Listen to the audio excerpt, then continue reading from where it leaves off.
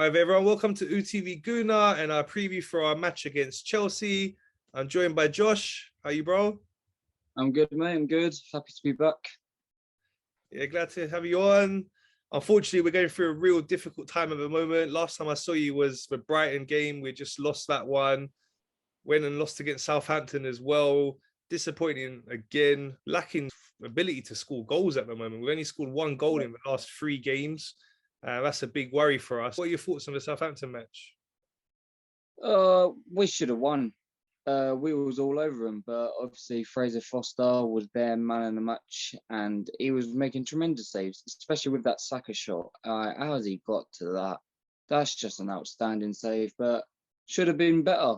We need to score goals. So Lacazette, we've been saying he's been so poor recent times. We know he's not been scoring goals. He had COVID, so it forced Arteta to not be able to play him, and he went for Eddie up front as an alternative. Eddie got his big chance. He's not had a lot of opportunities. He's been looking all right coming off the bench, but he had this big chance against Southampton starting the game, didn't do much. What was your thoughts on his performance?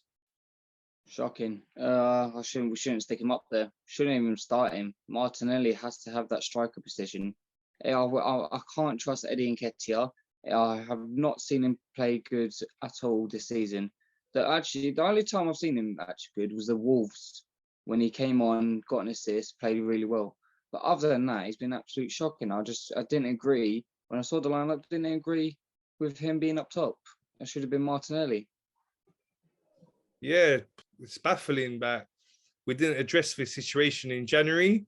We spoke about it, the whole transfer window. Who's to blame? Is it the owners, the board, Arteta? What's going on? We let Aubameyang leave without replacing him. What is it? After Burnley, I did see Edu. Stopped him. He was driving, and I stopped him. I did get a picture of him. Obviously, he's a nice lad. He's a nice lad to talk to. Then I said to him, let's sign some players in the summer. I said to him, can I have Alexander Isak? All I got was thumbs up. And at that point, I was like, what's just thumbs up for? We need players. We need players. Like I say, is it down to him? Is it the owners, the scouting? What's going on?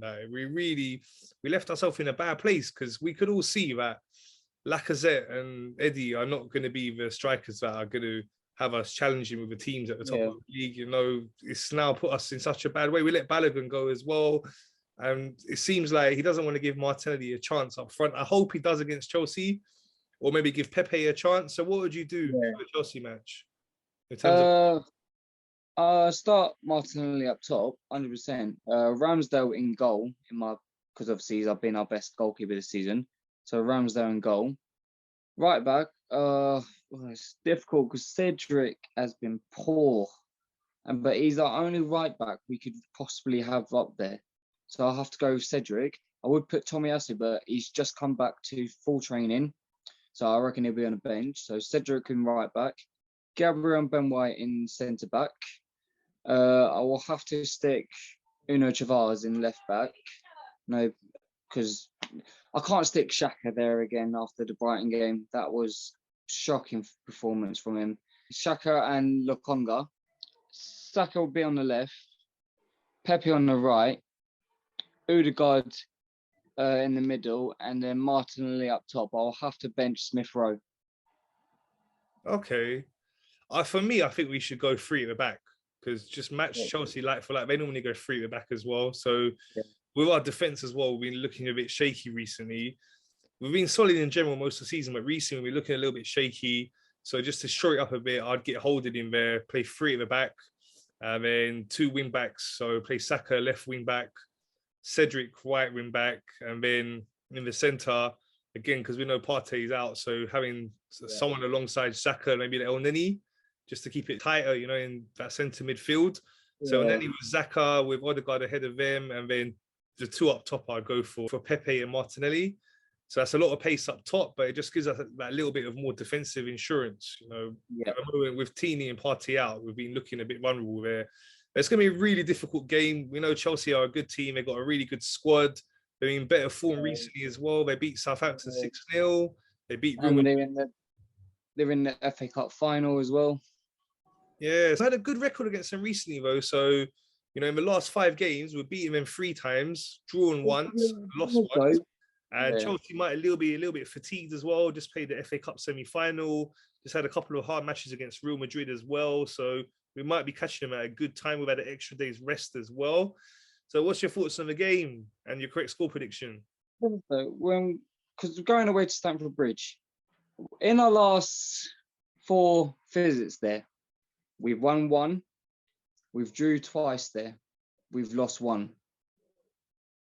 That's not good enough, in my opinion.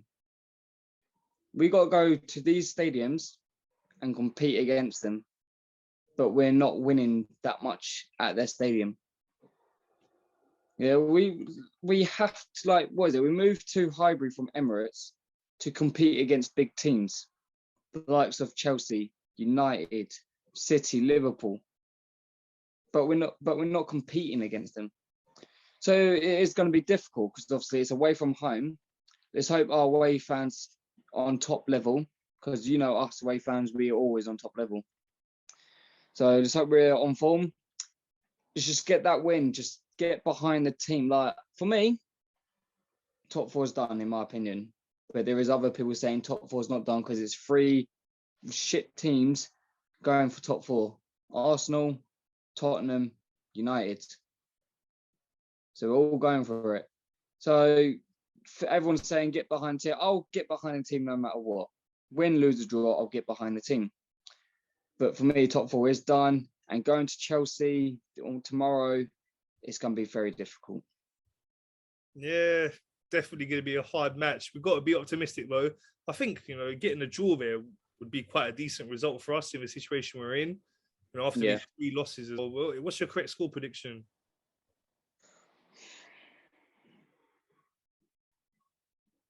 If it was a draw, I'll have to go another 2-2. If it's a win, I'll have to say 1-0 Arsenal. Okay, I don't think 2-2 draw. I think it's going to be a good, entertaining match. And obviously, I'd love for us to win it, but realistically, the way we're playing at the moment against a good team like that at their home ground, I think 2-2 is more likely than us winning at the moment. But yeah, let's see how it goes. Hopefully, we do get that win. Like I say, or worst case draw. And just looking at the overall picture for the top 4 now. So as you're saying, you think that it's done now. We have still got a chance, though. You know, we're only 3 points behind Tottenham with this game in hand. We've still got to play him as well. So that's a 6-pointer there. They're very inconsistent, as we've seen all season. We saw it again on the weekend against Brighton. Man United as well. Very inconsistent team. We're playing them next as well. So these next 3 games are going to go a long way to deciding what's going to happen with the top 4. It's Chelsea away, Man United at home, West Ham away. Out of them 3 games, 9 points. Like I said, it's 3 rubbish, 3 not on form teams going through it. Arsenal, United and Tottenham.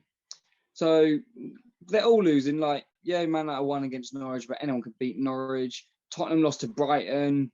We lost to Southampton. So everyone's not really on form at the moment.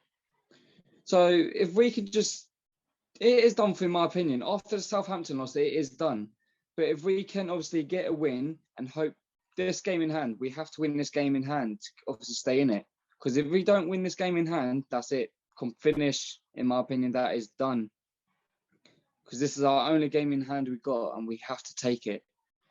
But if results can come our way, beat United at home, hopefully, and we could beat West Ham away.